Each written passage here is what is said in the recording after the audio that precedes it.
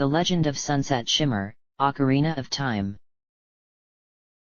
By Ganondorf 8. March 28, 2015. Chapter 55, The Cursed Desert. Before leaving the Gerudo's training ground, I made sure to open the small treasure chests. Within each was a different colored rupee, which made me happy, and by the time I opened the last one, I had amassed roughly 250 rupees according to what Spikes said each color was worth. I had a feeling though that I was going to need this amount real soon, and with that I walked back outside where Spitfire was waiting for me. Judging from those wounds of yours, our training grounds certainly lived up to their expectation, said Spitfire. Do you people seriously train under those conditions every single day? I asked. Of course, otherwise we'll just end up getting lazy. I am surprised though that you don't have more severe wounds, as what you experienced we would view as being an easy session. Maybe we need to increase the difficulty in the future, so I'll make sure to bring that up to the supervisor whenever I get a free moment, replied Spitfire. What do you mean easy? I struggled trying not to get myself killed in there, I moaned. That's because our training isn't to be taken lightly, for only the best are able to survive. Even though you experienced a lot of hardships, I know you've gotten stronger as a result, and that was my intention, because what lies beyond the Gerudo's fortress will test you to the limits of endurance. Namely, I speak of the Spirit Temple, for I've heard it has become filled with all sorts of dark creatures. Those two witches most likely put them there as a means of stopping anyone from progressing while there, but you'll be able to get through them as you now have had the proper training, said Spitfire. I do wish that your prize could have been a little better, I said. Prize? What prize? Asked Spitfire. I then reached into one of my pockets where I pulled out the ice arrow which I obtained after opening so many doors within the central chamber, and upon seeing it with her own eyes, her jaw dropped for a moment along with the jaw of the attendant standing by the entrance. I don't believe what I'm seeing. You actually won the ice arrow? No one has ever won it, yet here you are holding our sacred treasure in your hand. Spitfire then whistled, and Gerudo began to pour in from different directions, and their numbers quickly overwhelmed me. I hoped this wasn't a trap because I didn't have the strength to do anything, but then they all suddenly started cheering before chanting my name over and over. This was followed by them dropping to one knee, and bowing before me as though I were some kind of deity. Am I missing something here? I asked. You have completed our training ground, and that makes you the first since our tribe came into existence to do so. No doubt that my decision to make you one of us was a wise choice on my part. The reason why I've called everyone here is because this is a monumental moment in our history, for we are witnessing perhaps the greatest warrior we've ever known, replied Spitfire. I wouldn't go that far, I said. No need to be so hard on yourself, Sunset Shimmer, for that is what you taught me, said Spitfire.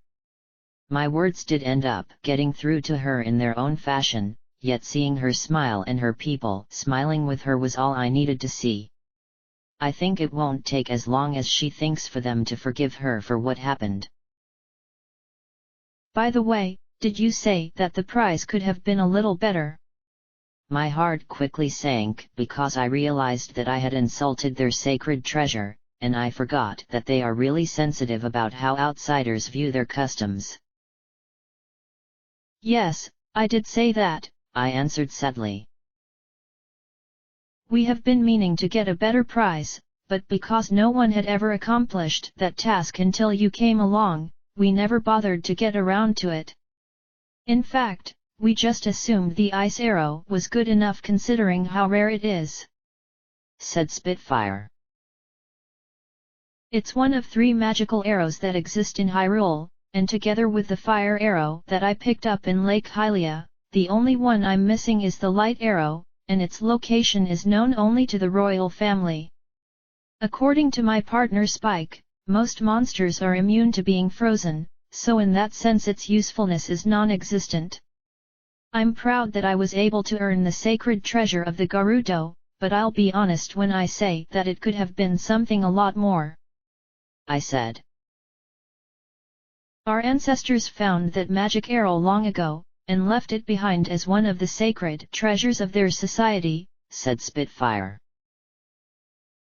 There were more? I asked. Most of what they left behind remains buried in the desert Colossus, yet one particular treasure was sealed in the Spirit Temple for reasons we don't know other than an assumption that it was too powerful. Our ancestors only referred to it as the ultimate defense, so it could be anything. Those treasures are a reminder of our past, but we have no intention of going out there and claiming them. We've moved on, and for that anyone can come along and claim those treasures for themselves. We wouldn't object with the exception of the treasure inside of the temple, for a legend passed down by our people for generations say that what lies in the Spirit Temple is only meant for one person, replied Spitfire.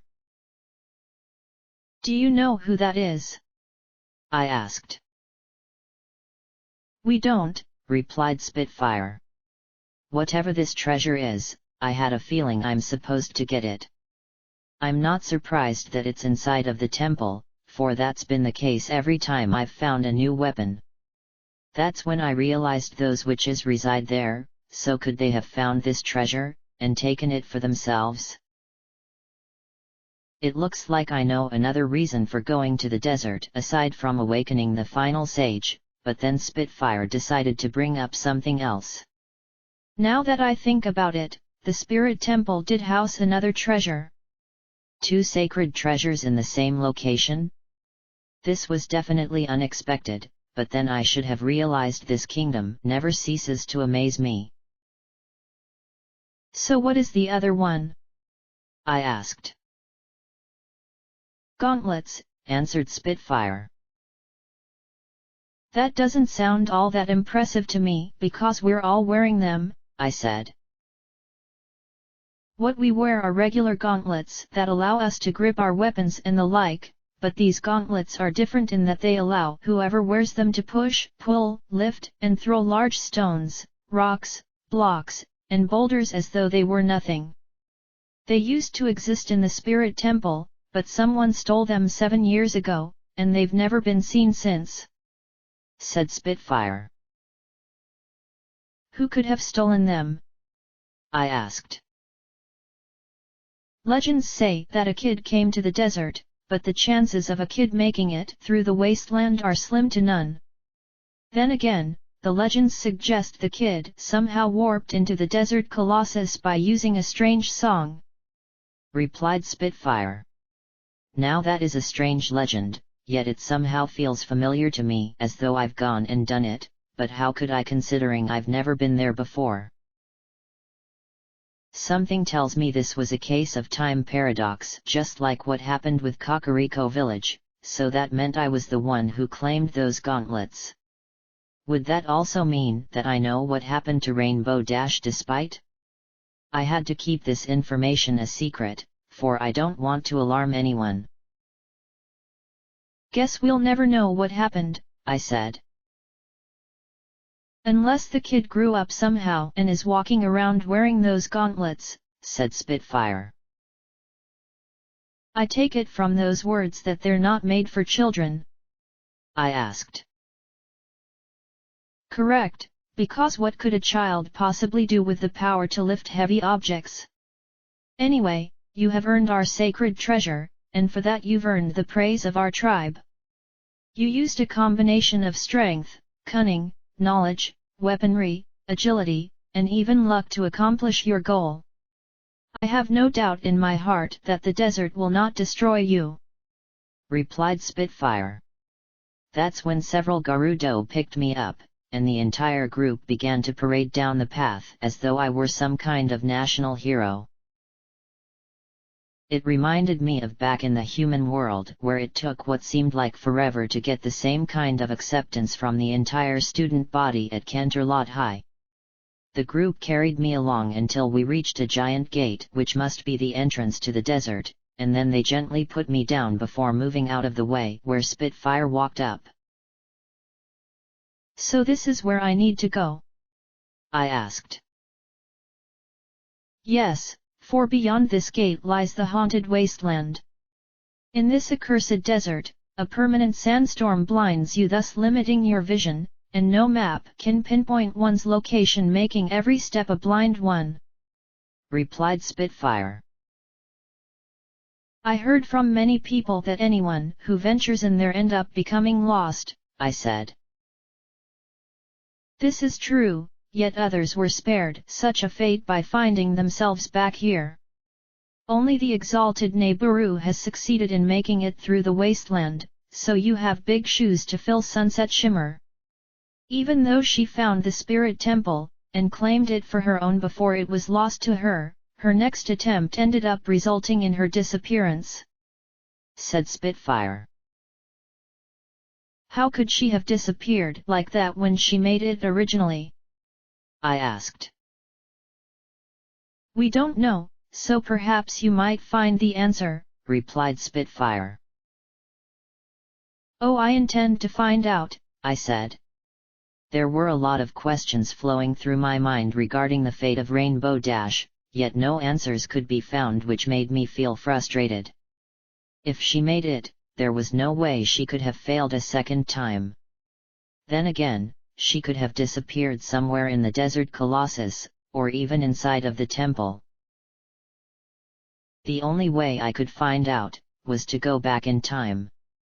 While I could easily return to my childhood by placing the Master's Sword to its place of rest, it wouldn't do me any good until I actually reach the Spirit Temple, as I have no means of getting there in the past. It's a shame that Derpy isn't here, because I could have asked her some questions. Derpy? She was the one who constantly dropped her weapon, or broke something due to being clumsy," said Spitfire. "Naburu trusted her more than anyone," I said. "Yes, I remember Derpy now. When I was manipulated into believing that Naburu had robbed me of my dream, she wanted someone to talk to, and was the only one among us who gave Derpy any kind of attention and sympathy.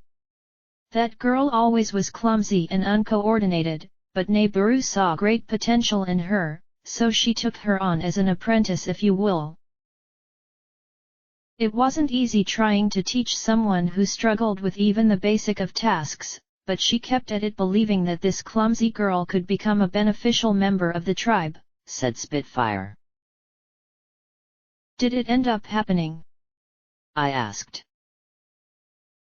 "I wouldn't know, as one day Derpy simply disappeared, and she hasn't been seen since," replied Spitfire. The irony is that I knew what happened to her, for I met her about a couple of hours before being sealed away inside of the sacred realm. I began thinking about that meeting where she told me something, and that's when it suddenly clicked in my head. "I know what happened to her," I began. "You do?"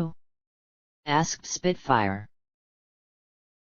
"Originally, I wanted to come here when I was younger because I was curious, but Derpy told me not to enter Gerudo Valley because there was a lockdown which prevented anyone from leaving. She told me that Naburu had gone to the Spirit Temple to cause trouble, and now I know she was referring to the two witches. Because of her exile, she believed that going there was the only option, yet something went wrong, otherwise she would have returned a long time ago. Derpy also told me about Ganondorf's plan to conquer Hyrule, and what he believed was best for his people. You might say that she was perhaps the most astute about what was going on around her, yet most of you chose to ignore her," I replied. "This explains so much, and I would have done something had I not been under their spell," said Spitfire. Derpy was commanded by Neighboru to leave the tribe, and live out her own life. The last anyone ever saw her was when she worked at Lon Lon Ranch for 8 months as a farm hand. I said. I'm pretty disappointed about forgetting my encounter with Derpy, but then it did happen so fast that I must have blocked it out of my head for a long time. Hearing Spitfire mention Rainbow Dash's fate prompted me to remember the conversation, and that's when I remembered something else which I forgot. I reached into one of my pockets before pulling out the ring that Derpy had given me, and to think that it would finally serve its purpose after all this time. "What do you have there?" asked Spitfire. "This? It's a ring that Derpy gave to me before she left," I replied. "Where did she manage to get the likes of that?" asked Spitfire. "I assume Neighboru must have given it to her, as she said that she had been commanded to give to me," I replied. "That ring once belonged to the one among the ancient Gerudo who was said to have created the ultimate defense, and the fact that you hold it in your hands is no mere coincidence," said Spitfire. "Derpy said that it was a ring filled with good magic," I said. "And she was right, as its original owner was a being of good who dedicated herself to fighting against evil. I'm not sure what will happen if you enter the temple with that ring, but Destiny wanted you to have it for a reason. I suggest you hold on to its sunset shimmer, as it could mean something important," said Spitfire. Who would have guessed that this ring would have a deeper meaning than I originally thought, but I should blame Derpy for not having told me everything about it. Then again, the law of the Gerudo does state that outsiders are not permitted to know the secrets of the tribe, so she was probably forced to only provide specific information. "What more do you know of the haunted wasteland?" I asked. "To cross it and reach the desert colossus, you must overcome 2 trials which await you. The first trial is the River of Sand. You can't walk across this river. After you cross it, follow the flags that were placed there by the exalted Neighboru when she originally made her way through. The second trial is the Phantom Guide. Those without eyes that can see the truth will only find themselves returning here. Upon completing these 2 trials, will you be able to reach the Colossus, which is where you will find the Spirit Temple, yet I would advise you to seek out the Great Fairy who resides there," replied Spitfire. "There's a Great Fairy in the desert?" I asked. "Yes, but she has hidden her fountain well because of the evil that exists in the desert, but I know that you will find her as you're the chosen hero. There is also an oasis, but no water has flown from it for years, and it has never once rained out there due to how humid it can get. If only it could rain, then you may be able to use the oasis to your benefit, as legends say that a long time ago, it used to be a fairy fountain," replied Spitfire. "So I need to complete those trials, which should be simple as I do have the necessary items," I said. "I had a feeling you would say that, but I do have one last piece of advice," said Spitfire. "And what's that?" I asked. "Beyond the River of Sand lies a carpet merchant, as he calls himself, who has taken up residence in the haunted wasteland. Don't ask me why anyone would want to live there, let alone set up a shop, but he is there if you need something from him," replied Spitfire. This was a lot of information I was given, and overwhelming to say the least, so I asked Spitfire if I could have a few minutes to ponder over it. She agreed and said that she would open up the gate in about 15 minutes, and that's when the Gerudo dispersed without saying a word. From there, she walked over to one of the attendants and started to speak to them, but I was more concerned with the revelations I had over this ring, which I never considered before until now. You seem to be very worried, began Spike. Considering what we just found out, I asked.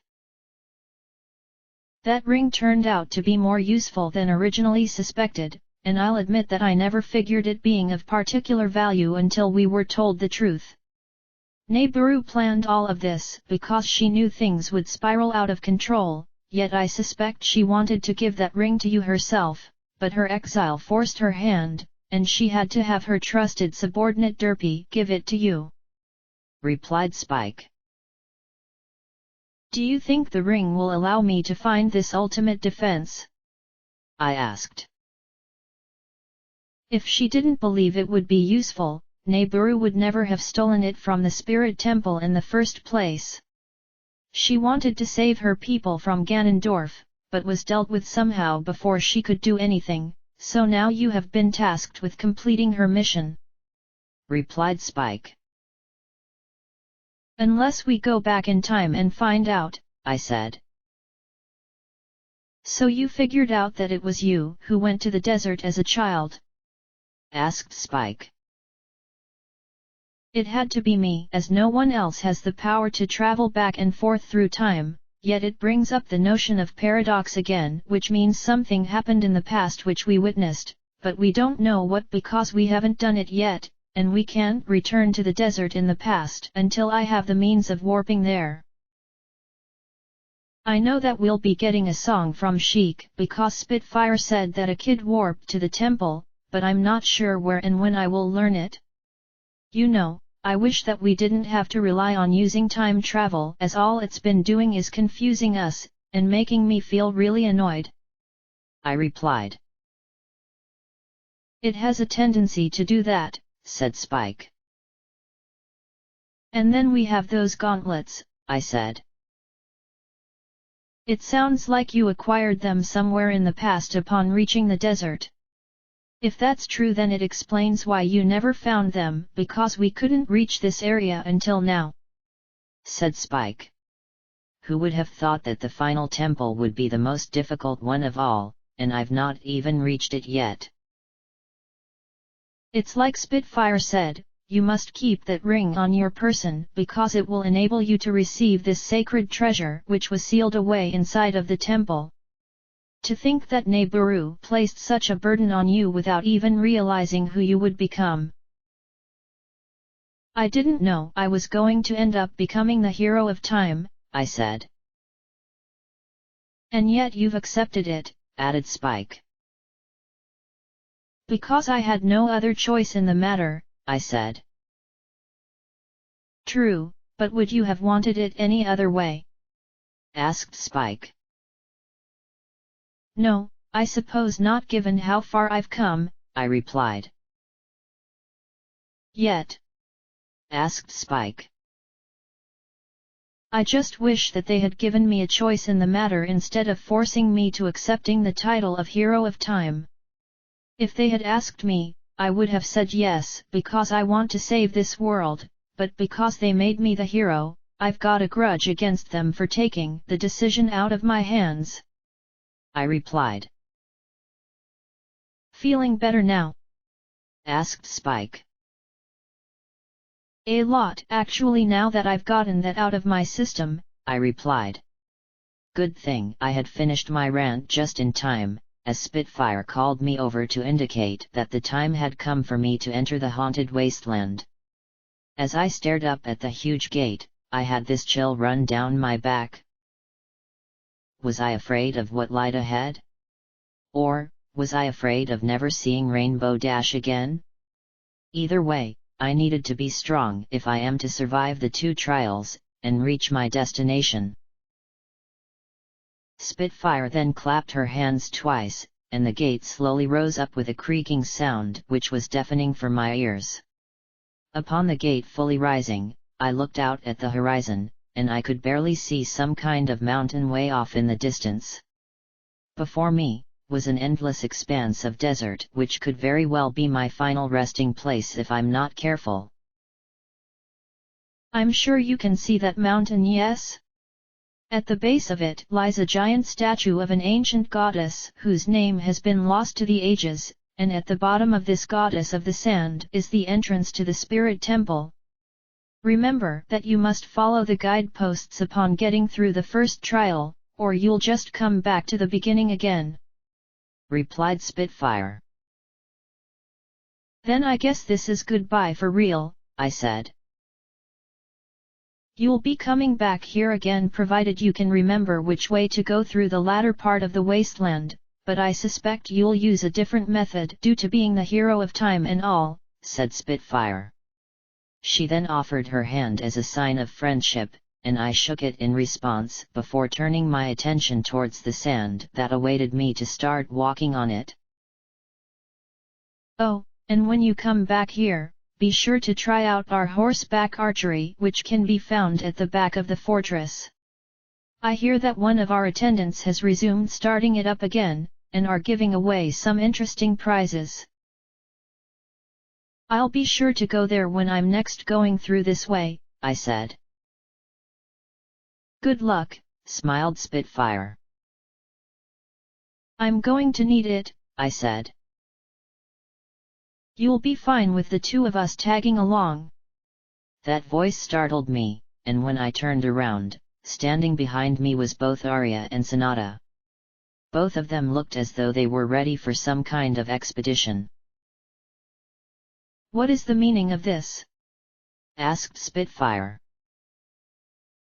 "We managed to get here just in time before you left, for the two of us have a little proposition for you, Sunset Shimmer. The bridge has been fixed in Gerudo Valley, and that means I can finally go back to Hyrule Field," replied Arya. "Okay, then why are you here?" I asked. "Right now, I would be hosting my marathons, but people have been getting lazy to the point where I've become bored and yearn for a new challenge. I need to be inspired again, and traveling through the wasteland will give me the experience that I hunger," replied Arya. "And what of Sonata?" I asked. "She wishes to go to the Desert Colossus in order to uncover some of the buried treasure, for she wishes to find some tribal masks used during ceremonies. I know it's strange, but she wants to sell them and make people happy. I know that the Gerudo won't object to their ancient relics being taken, so Sonata would like to come along with you," replied Arya. I turned to face Spitfire, who shrugged her shoulders as she had no idea what to make of all this, so it looks like the decision comes down to me. While I know that it's going to be dangerous, I just can't refuse their requests even though their reasons can be described as self-absorbed.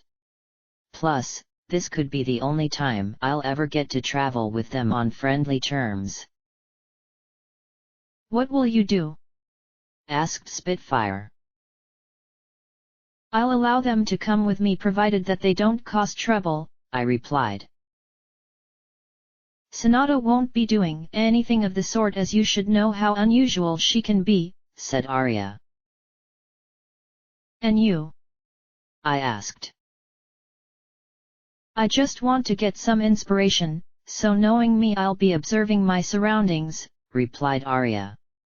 While those reasons sounded strange, they were harmless, so I nodded my head in approval, which prompted them to nod in response. And to think I thought they were going to jump up and down with glee like schoolgirls. Turning to face the Gerudo, they waved as though this was some kind of big send-off, and it felt a little weird to me because I think they assume we're not coming back alive. After I waved back in return, I turned and started to walk on the sand, and that's when a sandstorm suddenly came out of nowhere and blinded my vision where I could only see a short distance in front. "Where did this come from?" I asked. "This is the haunted wasteland, so the sandstorm just appears without you even realizing it. Since your vision is limited, it's best for you to take things slowly, as we don't want to wind up getting lost, and our additional companions will be slowing us down," replied Spike. Do you think I should have refused their request? I asked. It was a decision that you didn't take lightly, and if you had said no then you would be feeling a lot of guilt. While I know the happy mask saleswoman is going to follow us the entire distance, I'm not sure what the running woman is going to do. She wants to have some inspiration, so it's possible that she will find it before we get to the end, replied Spike. What about those who went missing? I asked. Perhaps they met a terrible fate at the hands of the monsters which thrive here in the sands, replied Spike. Then I need to make sure nothing bad happens to either Arya or Sonata. On another note, I do have to wonder how Rainbow Dash was able to make it through considering how poor our vision is, I said. No one knows how she did it, for she traveled on her own, said Spike. I've got to give her credit then, I said. When you really think about it, all we're doing essentially is following in her footsteps, said Spike. I'm surprised that they didn't refer to the haunted wasteland as Rainbow Dash's path, given how she was able to succeed where many had failed, but I suppose changing the name wouldn't make much of a difference given how dangerous this place is. Walking forward for a short distance, our group came to a stop because the sand started to flow downwards at an angle before rising back up again on the other side. I could see some crates stuck in the sand on the other side, and beyond them was a series of posts with flags on them. Those must be what Rainbow Dash left behind to let others follow her path without getting lost. This must be the first trial, I said. The river of sand, said Spike. If I were to step into the sloping sand, I'm likely to sink immediately without any hope of surviving, I said. As I stared at the sand, I could tell that it was flowing fast, and somehow I had to get to the other side to continue. The crates were giving me some ideas in my head, but then what about Arya and Sonata? Neither of them have the tools needed to get very far, so would they be forced to turn back just after getting started? If that ends up happening, it would be a crushing blow, so there had to be some way of getting us all across. You seem puzzled, began Sonata. Wah! I screamed. Even now you continue to get startled whenever anyone starts talking to you out of nowhere, but then that's one of your more unique quirks. Anyway, I wish to thank you for allowing both Arya and me permission to come with you. I know you're on a very important mission, yet I need to get to the Desert Colossus in order to acquire those ancient masks which lay buried out there in the sands. If I can get my hands on even a single one of them, I know someone will be very happy to have their own piece of Gerudo history, said Sonata. Wouldn't they simply refuse because of how they act? I asked. The people of Hyrule fear them, for they don't understand their culture. Once you start getting to know their way of life, the walls of difference break down. I figure on selling those ancient masks because there are people among the other tribes who do have an interest in how desert life operates, so wearing the mask from an ancient desert people will let them understand it, replied Sonata. And here I thought she wanted to sell the masks to get some profit out of it, but I guess she knows more about the feelings of the people than most ever could. I suppose it's all thanks to her traveling about Hyrule so much which has given her a better understanding of the world. Despite that, it still doesn't solve the problem of getting across to the other side of this river. Sonata noticed that I was having some problems, so she decided to talk to me. I take it you're feeling stumped about this river, right? It does look like a rather daunting task to say the least, but then you do have the means of getting across. And how do you figure that? I asked. Miss Spitfire may have said walking across this river is impossible, but she was referring to using your own 2 feet. You can make it across if you were to use something unexpected where your feet don't touch the sand. For example, I knew that I was going to find it hard to cross this river because I know all about the trials of the wasteland, so I came prepared with a method," replied Sonata. She then removed the bag from her back before taking a piece of rope, and tying one end around her waist. This was followed by her tying the other end around the opening of the bag, which she closed prior to tying it, and then lifted the bag over her head before spinning it around, to which I figured out what she was going to do. Is she really thinking of doing something utterly crazy? If this fails, then I'll need to perform an immediate rescue, otherwise she will sink below the sand. Sonata tossed her bag over the river, where she got pulled along in the process, and made it without any problem. I was expecting her masks to be ruined from what was obviously a reckless action, yet it appeared as though her bag remained unscratched. See? That wasn't very difficult, although my aim could have been a lot better. Lucky for me my bag is very durable, otherwise my masks would have been damaged. Did she just do that? I asked. While not the most practical way, she did make it across, which means now you and Arya need to, replied Spike. Those crates over there on the other side. Is it possible for the long shot to latch onto one and pull me across? I asked. Yes, as they are pretty sturdy despite being made of wood. Am I to deduce that you plan on having Arya borrow the long shot long enough for her to make it to the other side? If so, then that's a noble sentiment, yet you still need to find a way over. If you're thinking of using magic, then I'm afraid that isn't going to work. You may not have realized it, but the haunted wasteland has a powerful dark magic covering it. Only basic magic can be used here, so using your own natural abilities is essentially useless," replied Spike. I wish he hadn't gone and said that, so now I need to figure out another course of action. Wait. Basic magic? That would restrict me to? The hover boots? Seriously? Would those even work? The hover boots? I asked. Those contain basic magic, so you'll be able to use them, replied Spike. I'm surprised that I needed them to cross the river of sand, but then it dawned on me that I wouldn't exactly be crossing the sand as my feet won't touch it. I doubt many would have figured that one out, but how did Rainbow Dash get past this trial?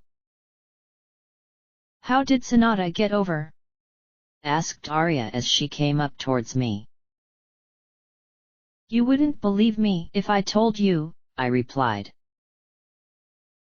I've known her for a long time, so I think I've got an idea as to what she did. I have to give her credit for thinking outside of the box by using her own bag of masks as a sort of grappling hook, said Arya. How did she figure that out without even seeing the absurdity? I shouldn't be surprised given how Sonata was out there back in the human world, but still what she did clearly defied logic. Ha! That expression on your face is priceless, kid. If you were thinking that neither of us could handle ourselves in this desert, then you truly underestimate us. One of my weapons is going to become very useful if you want to get across, I said. If this sand wasn't a problem, I would have run and jumped over given how fast I am, sighed Arya. Do you know how to use a long shot? I asked. Can't say that I do, replied Arya. I then spent a couple of minutes explaining to her how to use it, and she managed to figure it out relatively quickly. She aimed it at one of the crates, and warned Sonata to move aside unless she wanted to find herself being poked with a sharp point. To me that felt rather vulgar, yet Arya fired the chain and pulled herself over without any trouble. Want me to toss this back to you? I have a pretty strong arm, so it's not going to end up falling into the sand. Please keep a hold of it until I come over, I said.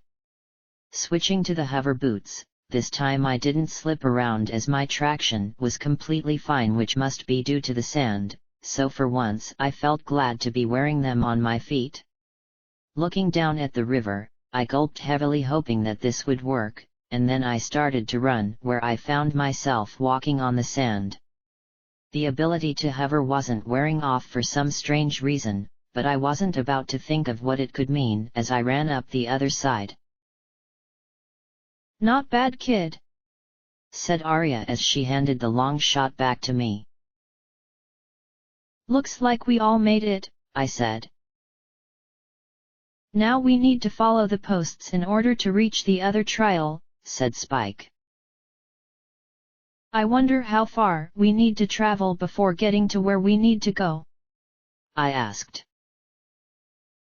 There is no way of knowing just how large the haunted wasteland really is, for it has such an extensive range that you could essentially run forever, and never find an exit.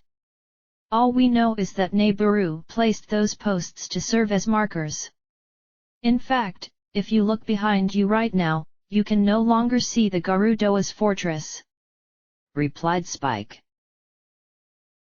I turned around like he suggested, and sure enough he was right, which made me feel really nervous knowing that we were at a point where going back wasn't possible. The posts were spread out pretty far, but not to the point where I couldn't see the next one in the sequence, so I began to follow the path. A few moments later, and I noticed a sign where I walked over to see what it had to say. All those reckless enough to venture into the desert, please drop by our shop. Carpet merchant. Could this be the location of the one Spitfire says lives here? I asked. It does seem strange that someone would want to set up a shop in such a desolate place, but I suppose they had a good reason, replied Spike. Maybe I should go there and check it out, I suggested. Why would you want to do that? asked Spike.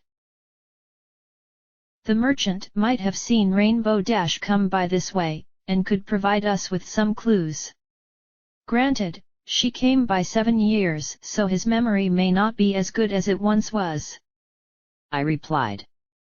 Asking Arya and Sonata to wait for me to return, which they agreed, I walked in the direction of the sign until I came upon a carpet. Sitting down on the carpet was an unusual man who seemed unaware of my presence, but he looked at me when I stepped into his shop. Welcome. I am selling stuff, strange and rare, from all over the world to everybody. My name is Fancy Pants, and this is my humble shop. You might be thinking why I decided to open up a shop in the haunted wasteland, and that's because I had planned on setting up my business in Hyrule Castle Town, but that place was destroyed. I wandered around hoping I would find a new place, but nowhere was good enough for me and my wares. Did he seriously just call himself by the name of Fancy Pants? That is what people refer to others who are very rich and snooty, yet this guy clearly wasn't anything of the sort. Still, I suspect that he is from Equestria, even though I don't seem to recall anyone by that name during my time in Canterlot. Until you came here? I asked. Correct, young lady. I'm taking it that you came here to buy something, yes? Asked Fancy Pants. I do have an inkling to make a purchase, I replied. Then by all means come in and have a seat so that I can show you what I'm selling, said Fancy Pants. Also, there are questions I wish to ask you, I said. Do you now? If it's about the products inside of my store, then I'm sorry, but I can't tell you anything about them. I have a policy in my shop where I refuse to discuss anything about my wares until someone makes a purchase, said Fancy Pants. It has to do with a certain person, I said. Who? Asked Fancy Pants. Does the name Neburu mean anything to you? I asked. Gasp. It's been a long time since I last saw her. 7 years ago to be exact. I have seen many people come through this way, and they either perished due to getting lost in the haunted wasteland, or they somehow made it back to the fortress. Neburu was different, for she made it to the other side of this sandstorm, and no one else has ever achieved what she had accomplished, replied Fancy Pants. I'm trying to find out what happened to her, I said. She has gone missing? Asked Fancy Pants. Yes, I answered. Most unusual given how experienced she was at surviving, so I doubt that she could have succumbed out here. I remember when she came to my shop, she wished to purchase something, and asked if I had a specific item. Before setting up my shop, I used to travel the world collecting various trinkets, yet to think that I would have exactly the thing she was seeking. I did warn her that using it would be foolish, as it could wind up taking her life, but she was insistent about it, said Fancy Pants. What was it? I asked. One of the artifacts I picked up was an unusual black orb which I was told possessed a dark power, and when Neburu discovered that I had it in my possession, she demanded it to be sold to her without question. I should have refused, but she convinced me by paying a ridiculous amount just to have it. When I asked what her intention was, all she said was that she needed it to save her people from her king. Now I don't know what has been going on at their fortress, but it sounded like she had a falling out with Ganondorf, the Gerudo King of Thieves. To think that she was going to use an item of evil proportions. I have no idea if she ever went through with it or not, for when she left my shop, it would be the last time I ever saw her. You said that she vanished? I refuse to believe that, replied Fancy Pants. I don't believe it either, I said. If you know about Neburu, then you must be a friend of hers. Know that when she came to see me that day, she acted as though she were desperate because of some kind of fear which was hanging over her, said Fancy Pants. That fear must have been the 2 witches who reside in the Spirit Temple, Ganondorf's surrogate mothers, who have been the cause of a lot of problems. If what this merchant says is true, then she must have snapped upon beginning her exile, or she desired to do whatever she felt was needed to stop them. But, was she willing to give up everything just to save her people? I know she is meant to represent loyalty, but such actions are anything but that. Did she say anything else? I asked. She said nothing, for she didn't believe me to be someone she could trust because I was a man. Now, about you purchasing something from my shop. Today's special is a dangerous, running object. Terrifying. I won't tell you what it is until I see the money. How about 200 rupees? The description of this item did sound awfully familiar, as though I purchased something like it a long time ago. That's when I realized he was selling Bomb Chu, but I doubt he knows Iron Will, who was selling it long ago. Good thing I got all of those rupees from the Gerudo's training ground, as I had more than enough, so I paid him the amount. Thank you very much. What I'm selling is Bomb Chu.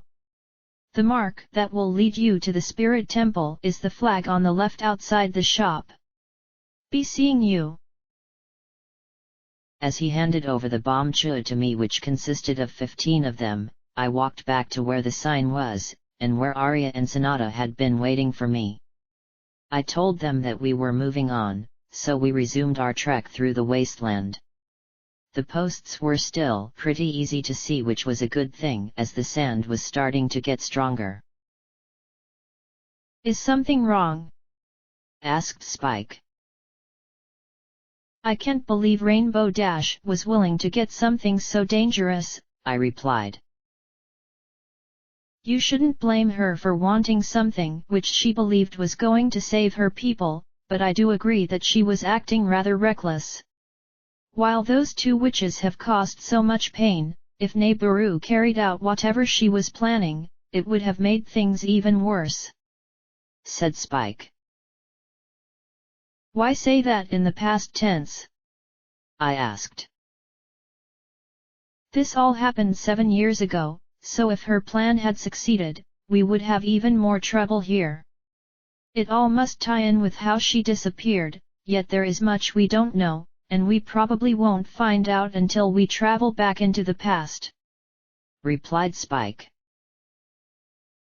Since we know that she failed to use that object, we can take it from her or even destroy it, I suggested. Unless the witches ended up taking it from her first, said Spike. I hadn't thought of it like that, I said. This is why we're trapped in a time paradox, as you did something in the past, yet you haven't exactly done anything yet.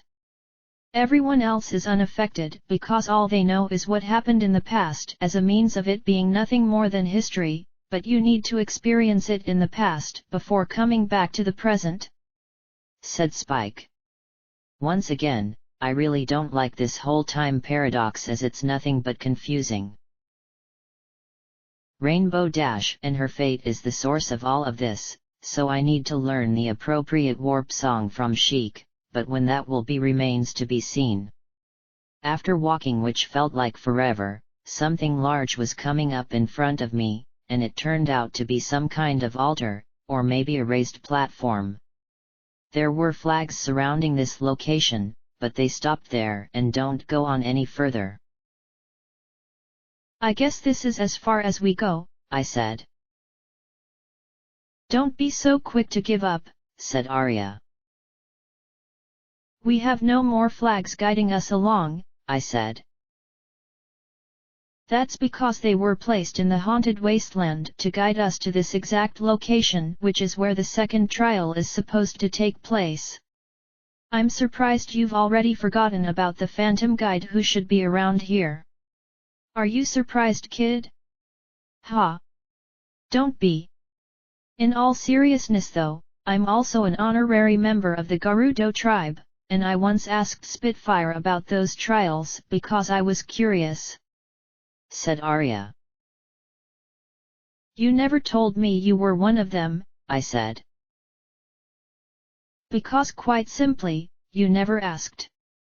I am a member of the tribe, although like you, I'm only an honorary member, so there are some secrets about them which I'm forbidden to know about, said Arya. That's when I could hear a strange sound coming from the top of this altar, and it sounded like something was floating, yet I couldn't see anything to warrant such a noise. As I scratched my head trying to figure this one out, Arya noticed and stepped over to me before she slapped me on the head.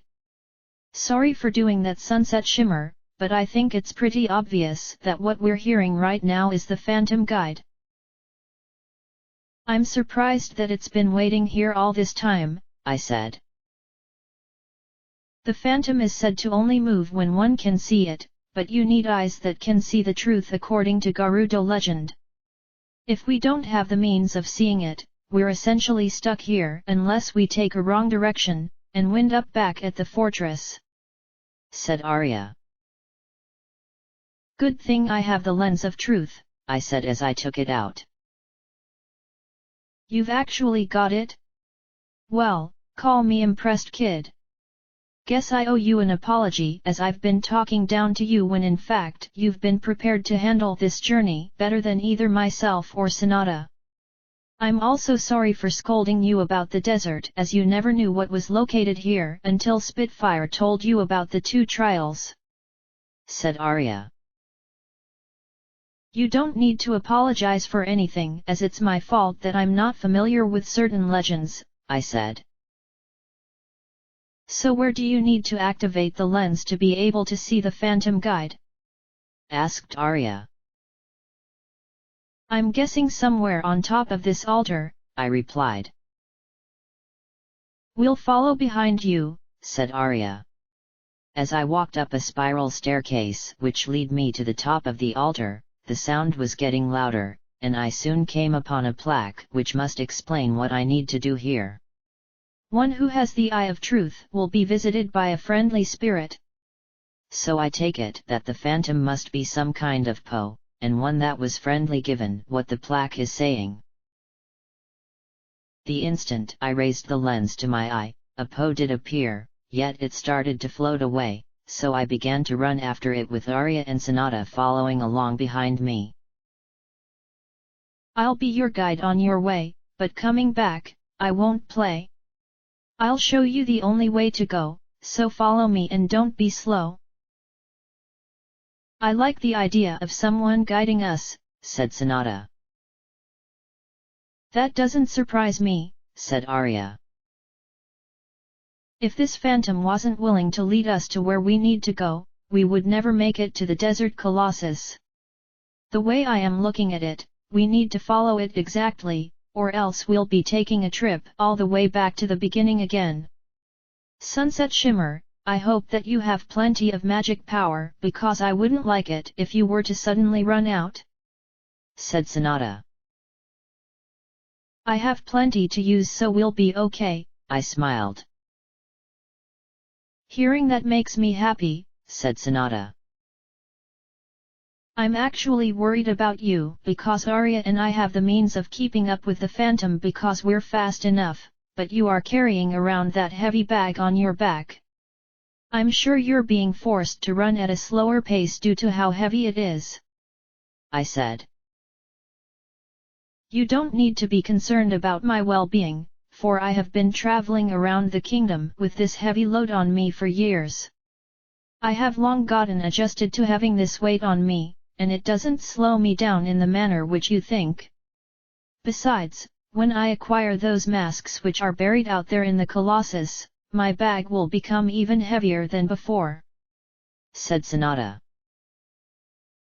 This aspect of her character is just like it was back in the human world, yet here in Hyrule she is even more laid back where she looks at the bright side of everything. Still, sometimes she can be a little weird given how she uses some rather unorthodox methods. The Phantom Guide wasn't making things easy for it continued to move away from us at a pretty good pace, yet it suddenly changed direction away from what was obviously our intended route to the end. Where is it going? I asked. It likes to play with those who follow it, replied Sonata. But what it said clearly was anything but that, I moaned. There is no need to be upset about it, Sunset Shimmer, for as long as we continue to follow it, I'm sure we will make it to where we're going. I'm hoping so, at least because I have no idea when we'll get there, for the Phantom does have a tendency to want to change directions on a whim. I'm guessing this is going to take about 30 minutes, said Sonata. How do you even know any of this? I asked. I may not have come this way before, but I have sold masks to the Gerudo who told me stories from those who tried to make it through the wasteland. The ones who managed to return in one piece, that is. They were able to get to the Phantom Guide, yet most couldn't see where it was going, which caused them to go back to the fortress, or wind up getting lost. A couple of travelers did have strong vision allowing them to see the guide, yet when they came back, they never returned, which is a shame, as I could have sold them some interesting masks, replied Sonata. Why am I not surprised that she would make a reference to her business, but on a serious note she had given me an idea as to how this spirit operates. As we followed it along through the desert with the sand limiting our vision, it constantly changed direction, which did end up rather annoying after a while, but we had to keep on going. Eventually, it came to a stop which I assumed was normal, but when Sonata shook her head to indicate that this never happened according to the stories she was told, I had a feeling something was wrong. Why did the Phantom Guide stop? I asked. I'm not sure why, because the end of the haunted wasteland is between those two cliff faces in the distance, yet it appears to be sensing something. I personally don't believe we're in any danger given that the only threat here are the levers which started popping out of the ground when we got closer to the cliffs. So there must be something else up ahead, but what that is I don't know, as the sand limits what we can see," replied Spike. "What are levers anyway?" I asked. "They can be best described as plant-like monsters which come out of the ground and charge at you with the sole intent of ramming into you. If it isn't able to connect, it just keeps on going until it goes back underground again. In that sense, you should just stay of their way and let them go by. Of course, if too many begin chasing you, then attacking them will reduce their numbers. Levers hardly put up a fight, so defeating them is easy, but beware, for if you destroy enough, a giant blue one appears. This one is known for attacking anyone who hurts others of its kind, yet it will leave behind a lot of rupees upon defeat," replied Spike. "So if I needed more money, defeating this particular lever would do the trick?" I asked. "Yes, but it's a risk because you first need to get rid of a lot of the regular ones before it can appear. Levers don't inflict much damage to you, but if you allow them to hit you a lot, then you will be feeling it," replied Spike. "Guess I'll need to be careful of those monsters and allow them to go about their business," yet I was still baffled as to why we've been forced to stop by the Phantom Guide. I squinted my eyes hoping that I could see something, but all that did was make my eyes irritated. I then tried using my hands as binoculars, and my face turned white because of what I was seeing. It was very difficult to make it out, but there was some kind of armored knight situated in between the cliffs. It was carrying what looked like an axe, yet it was massive in size, which had been wondering how powerful this man was. All of a sudden, he slammed his axe down with tremendous force, and this created a small sandstorm which was coming our way. We all managed to get out of the way as it sailed by before disappearing. "What does he think he's doing?" I asked. "That is no mere man," replied Spike. "Hey?" I asked. "If it's what I think it is, then we're in a lot of trouble, but I can't be certain due to the sand blurring its form," replied Spike. It sounded like this knight was in fact a monster, yet why has it appeared before us now when we're so close to the end? I'd say we were about 5 minutes away from the desert colossus, and standing in our path was a knight who wanted to make certain we perish here. Without even taking a single step forward, the knight slammed its axe again, which caused an even bigger sandstorm to appear, and it followed this with another 2 slams, creating 2 additional storms. All 3 then began heading towards us, and we needed a plan, otherwise we're going to end up getting lost in the wasteland forever. To be continued. Chapter 56, Temple of the Inner Self.